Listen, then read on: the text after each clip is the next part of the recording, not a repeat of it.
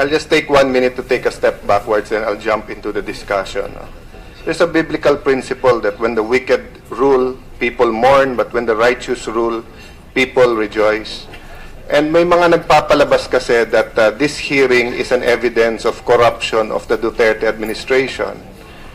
While I think it is the reverse, Secretary Aguirre exposed the corruption precisely para lumabas ito. Senator Gordon and our colleagues called this hearing para lumabas ang buong katotohanan, para ganito kaaga sa administrasyon ay lumabas na kaagad lahat ng anomalya at maiwasan ito, no? So we've heard so much already here, but let me state for the record, Mr. Chair, and to our dear colleagues, no, whether you call it extortion, bribery, payoff, malinaw na may corruption na nangyari. Ang question lang, sino? Kasi nagtuturuan na. So just for the record, while we go to the details, I'd like to ask those direct questions. So for example, if I may start with General Sombero, no? General, so is Secretary Aguirre involved? Did he corrupt? Did he extort? Did he take a bribe? Your Honor. Yes or no lang siguro? Hindi po, wala po siya. Wala. But I'd like, with you respect, Your Honor. We'll go back to the explanation. Ako po ang nag-expose, hindi po si Secretary Aguirre. Sige. So we'll take that for the record and I'll give you the chance sa huli, no? But I'll go around the room, eh. So how about Commissioner Morente? Did he extort? Did he ask money from you? Is he part of the corruption? I have no personal knowledge about that, Your Honor. No, so yes or no? From your part? No, hindi. from your Hindi. Honor. Okay. No, So si Deputy Commissioners Arguncino and Robles, Yes, Your Honor. sila ang nag-extort. Sila po. Okay. Yung grupo po ni Mr. Ang, Alex Yu, and sila po nag-extort, sila Wala po nagbigay. silang kinalaman. Pero sila nag-pay off. It was a business decision of their boss. Yes, sir. Na mag-pay off or na mag-bail? From your point of view. Mr. Chair, yes, the word bail was mentioned, Your Honor. From your point of view. From my, yes, Your Honor, because it was a subject of the discussion about the Sige. bail and business decision. Then I'll go to them later on. So kay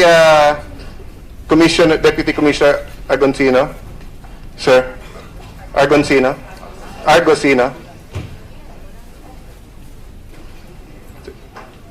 yes. So from your point of view, no?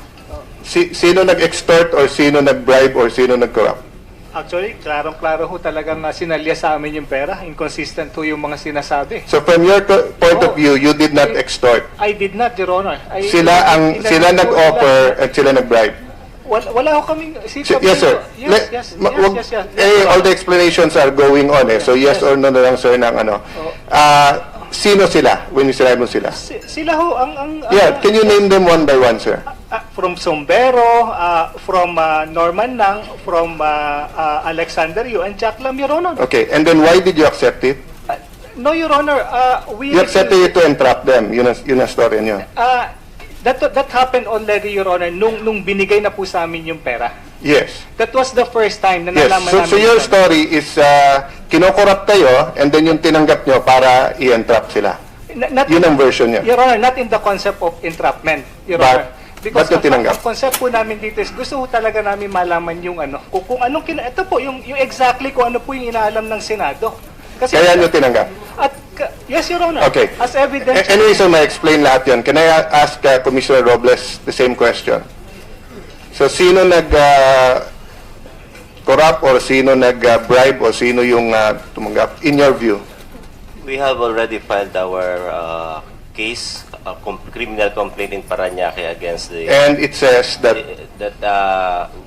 It is one of corruption of public officials. Okay, by sino-sino yung... The group of Sombero, Jack Lam, and etc. Okay. Sir, sa inyo, Mr. Ang, sa inyo. It's a case of extortion from your point of view. Well, lahat naman tayo rito, marunong matatalino naman. Makikita nyo naman na talagang, kanina pa tayo nag-uusap ng ganyan, na sila humihingi ng pera talaga eh. Okay. Bakit? November 29, nagpapalo pa sa another 50 million ng gabi. So, para saan yun? So, sir, pag sinabi niyo sila, Kasi lahat nagpapaliwagan eh. So we Opo. just want to know who is accusing whom. So pag sinabi niyo sila, you're talking about Argoncino, Argosino, Deputy- Robles, and Robles. si Wally, magkakasama sila, pero si Wally naman, And Wally. Opo, sila- But not Commissioner Morente and not Secretary Aguirre. wala po, wala po. Wala yung po dalawa. sila, wala po sila. So all of us here in the room agree that wala si Commissioner Morente at wala si Secretary Aguirre. Wala po, wala sila. Okay. Sir, the next question I'd like to ask you, sir. You kept on using bail. Yes. Pero alam nyo na hindi bail yon kung hindi bribe yon. Hindi po bail talaga. Hindi talaga bail. Alam mo na, ang alam mo talaga bail. Ang alam nyo bail. Bail. Pero sir, ang alam nyo ang bail, doon kayo sa legal dapat pupunta ng immigration and then ibibigay sa inyo ilang tao at usually immigration lawyer ang papadala nyo, hindi po tao ng kasino na may dalang pera. Yes, pero doon na kasi sila, sa dami ng tao, yun na rin puntaan ang ginawa nilang opisina ng immigration eh. Oh sir, pero hindi nyo doon dinala yung pera para mag-transact eh. At hindi naman kayo binigyan ng listahan kung sino-sino ibe-bail, sino palilista eh.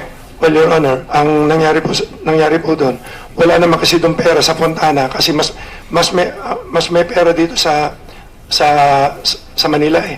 Andito yung pera sa COD. Yeah. Sir, what I'll tell you, sir, I'm trying to be fair, but what I'm trying to drive at is at what point did you think it was a bail and at what point did you know that it was already a bribe? Nung wala pa lumalabas eh.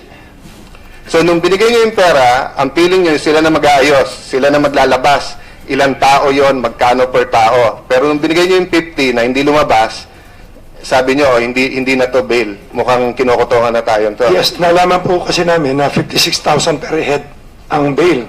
So, kung 1,300 plus yun, lumalabas more or less 73 million. So, ano nakuha, sir, yung per head?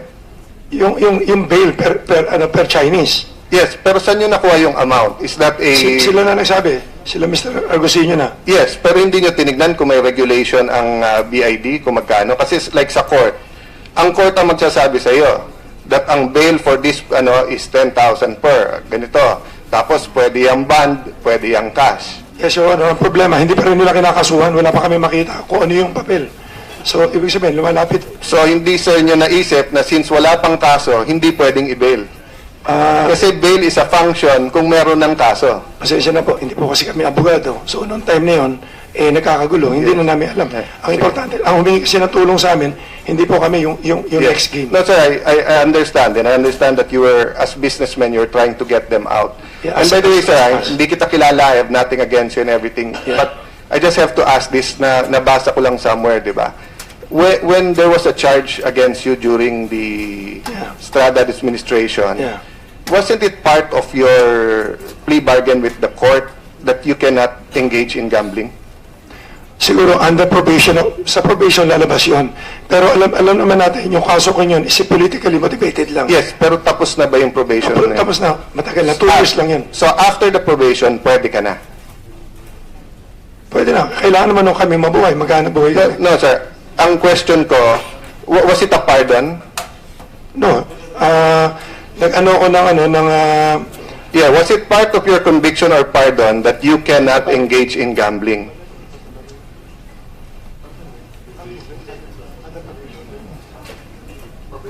lumalabas, nag-plead Yeah, ako ng anyway, guilty sir, as a offense. as I said, I do not know you, Yeah. and I have nothing against you. So just submit it to the committee. Kung there is no problem and legally you Wala, can wala. engage in gaming. I No? plead guilty for a lower offense, then Okay. yun na yung naging kapalit nun. Sige, sir. Anyway, the chair instructs the COMSEC to get a copy of the decision regarding Mr. Yes. Ang Last point na. on whether there was a prohibition to practice Manifestation. gambling. Yes. Just to be fair to everybody para malaman natin kung totoo yun. Mr. Chair, ahead. just as my last point is just a manifestation. Two things. Now, one is in aid of legislation. In aid of legislation, Mr. Chair, and I said this in the first hearing, we saw this in the case of Marine Lieutenant Colonel Marcelino. Nung sinabi niya ito ay sting operation or buy bust or ito ay isang operation, hindi malaman na kung ano yung protocol or kaninong nagpaalam. So one of our problems now is that many in this room are claiming that it's a legitimate operation, pero no one above them or even outside the agency knew about it. So if we do not have a standard protocol for all agencies kung gagawa, I see Mr. Ranas here, the deputy ng BIR. If the BIR has a sting operation, for example, pero hindi pinaalam sa kanila, hindi pinaalam nga sa commissioner, and then hawak na yung pera, paikot-ikot tayo kung sino talaga may kasalanan.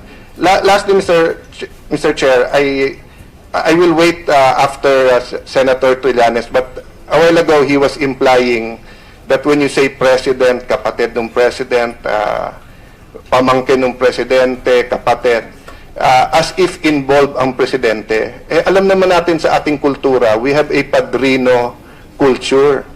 Diba? Even in the city of Taguig, where my wife is mayor, ang rule namin mag-asawa, I can only talk to her or her city administrator.